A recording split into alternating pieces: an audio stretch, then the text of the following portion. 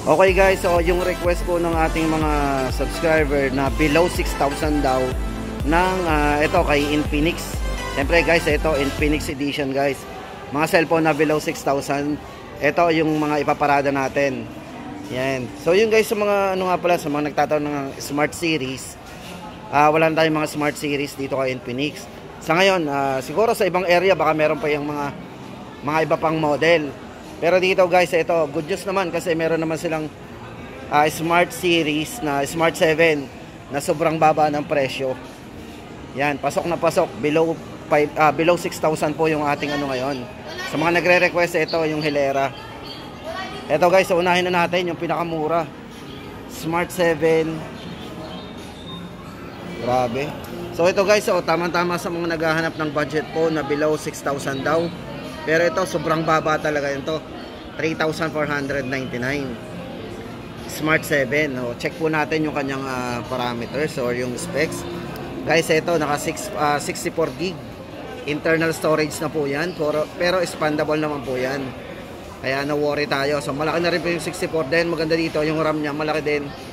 Meron siyang 7 gig of RAM. Size po ng screen nito 6.6 na big high definition plus. Meron siyang sunlight readable display. Then 5,000 mAh battery and big and durable battery. So pang all day battery na rin yan. Hindi na pa huli ito guys, sa halagang 3,499. Naka price drop less 300. So ayan guys, ang ating latest update dito sa mga naghahanap ng murang Android phone ni Infinix. Ito Smart 7. Yan. So guys, lipat tayo dito. Kung gusto naman natin ng may malaking internal storage. Yan. So add lang kayo ng 1,000 dito kay Hot 30. So Hot 30i. Para kay Hot 30i guys, ito ay meron ng 8 GB RAM, 128 po ang internal storage. So naka 4 GB RAM po yan, 4 plus 4. So extended RAM. Tapos guys, ito check natin yung screen niya. Ito ay naka 6.6 high definition plus. So maganda dito, naka 90 Hz na po yung refresh rate ng kanyang screen. Then yung display po nito ay naka true bright display. Then sa charging capability guys, ito ay naka 18 watts with 5,000 mAh battery. Pang matagalan. At ang maganda dito, naka type C charger po yan. So ibig sabihin ng type C guys, so benefits niyan. So kahit papalibaliktad po yung pagsaksak natin doon sa port niyan, hindi po masisira kasi naka type C po yan. So yan. So price update natin dito guys, 4,499. 128 8 GB RAM. So Hot 30. Tapos ito pa yung isang kasama na sa ating Tapos ito guys, si Hot 30 Play, pasok din to sa below 6,000.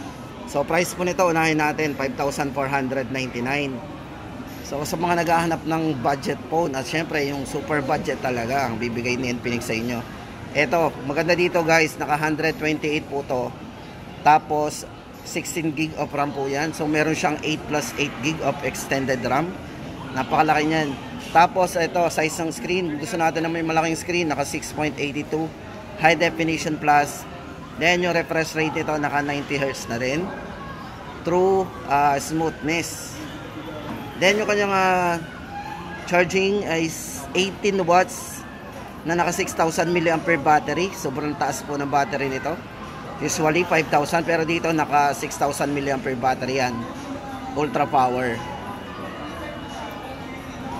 Grabe no. So yun guys, ang ating latest update sa mga nagtatanong nga pala ng mga budget phone. Ito, binigay natin below 6,000 na mga budget phone ni Infinix. So, yung tatlo na yan. So, yung mga ibang model po, siguro ubos na.